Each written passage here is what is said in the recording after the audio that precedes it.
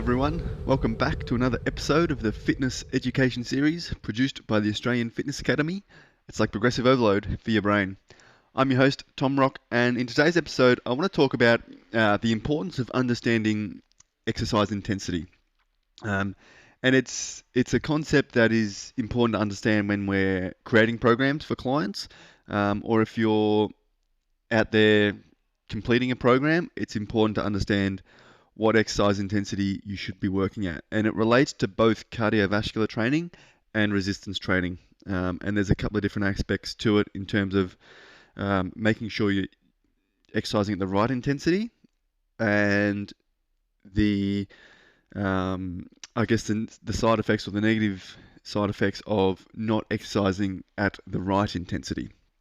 And the right exercise intensity is going to be different depending on your goal or a client's goal. And I think that's a really important thing to understand when it comes to programming.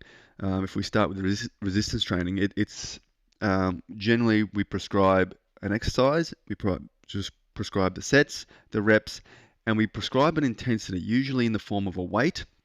So sets times reps times weight, and that weight is the percentage of our maximum generally. Say we're doing back squat, we might do sets of 5 at 80% of our 1RM. Or we might do 8 sets of sets of 5 at 50 kilos. We can prescribe intensity differently. There's lots of different ways to prescribe intensity, whether it's a percentage of a 1RM or just a specific weight. And it's important to understand how an intensity should feel so we can help teach a client to train at the right intensity, especially for resistance training where we don't know what their 1RM is. They might be relatively new and beginners, so testing a 1RM is not really practical or wouldn't be advised, but we still need to help them hit the right intensity. So while intensity relates to the weight on the bar or for the exercise, intensity also relates to how hard they're working. So it's easy to we look at intensity a little bit sometimes as an RPE, which is rating of perceived exertion, and that can be applied to resistance training a little bit as well. So are we working at a 10 out of 10? Is it a 5 out of 10? How hard should this be?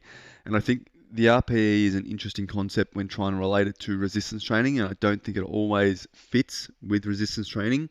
I think generally a new measure, or not new, but another measure that is used a little bit these days is reps in reserve. So if I'm doing a resistance exercise, whether it's back squats or bicep curls, it doesn't matter.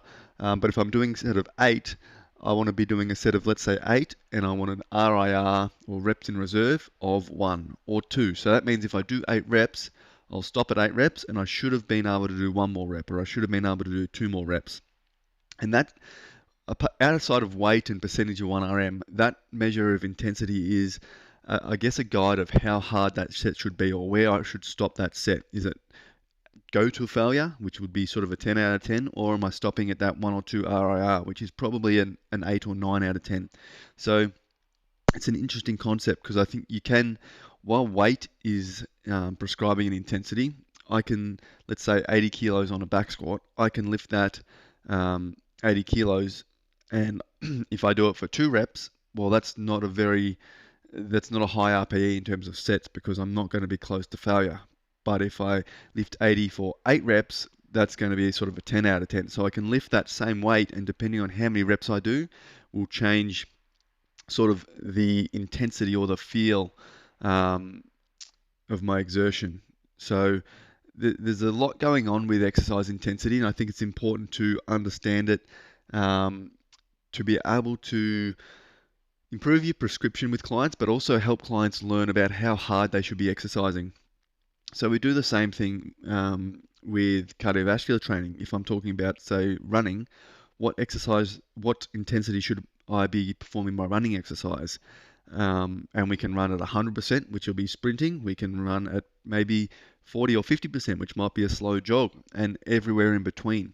And there's different ways to potentially measure intensity or how hard someone is working, and if we're talking about running or cardiovascular activity, a common one is people will measure potentially heart rate or prescribe heart rate zones. But again, that's going to be different depending on the individual and depending on their fitness level.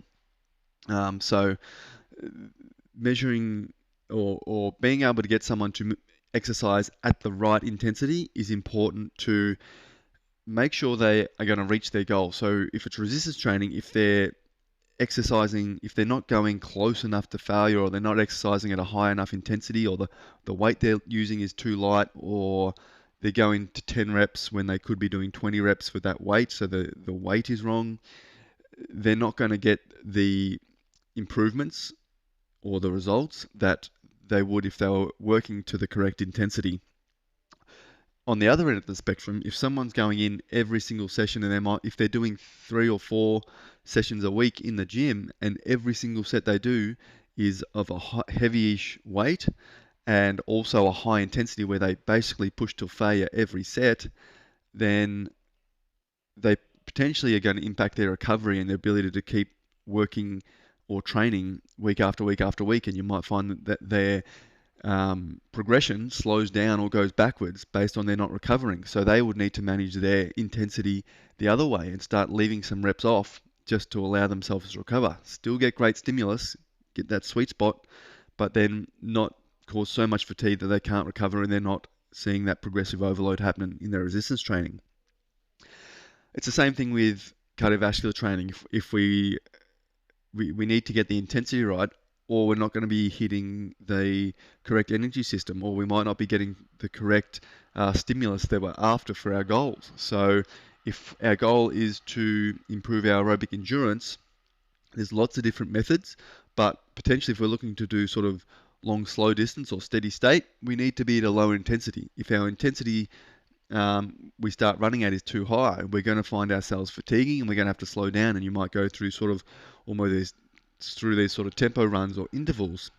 And that being said, if we're trying to do interval training and maybe working on some high intensity intervals or some sort of extensive interval sort of work, if our intensity is not high enough in those intervals, we're also not going to get the stimulus, and the session is sort of going to be too easy, and it's not going to give us the stimulus we want, which is going to cause the adaptation. So understanding exercise intensity and how it can vary and how you can vary it is important to manage throughout a cardiovascular training program or throughout a resistance program. We can definitely have sessions that are back to back to back that have too higher intensity, and you need to manage that and reduce the intensity of some sessions potentially, or counteracting that, you might have some sessions that the intensity is not high enough, and in order to stimulate the adaptation we're after, intensity would need to be lifted. And that will go back and forth and change throughout programs, throughout clients. Some clients you'll need to push harder.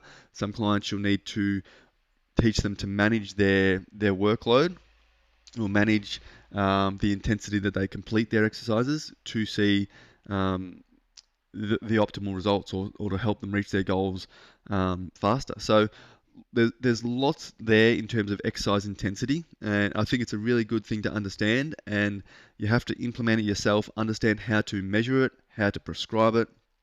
For both cardiovascular and resistance training, there's lots of different methods out there, but it's going to be very individualized to lots of different clients. So it's definitely an aspect of not only we're programming and helping a client work through a structured program, but we're also teaching them how to apply the intensity and how hard to work in each session. And I think that's a really important thing to manage as you take a client through a program or in terms of your own exercise as well.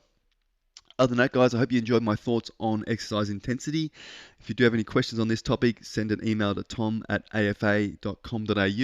or if you have any other topics or questions that you'd like me to discuss, send an email as well. Other than that, guys, have a great weekend, and I'll talk to you all soon.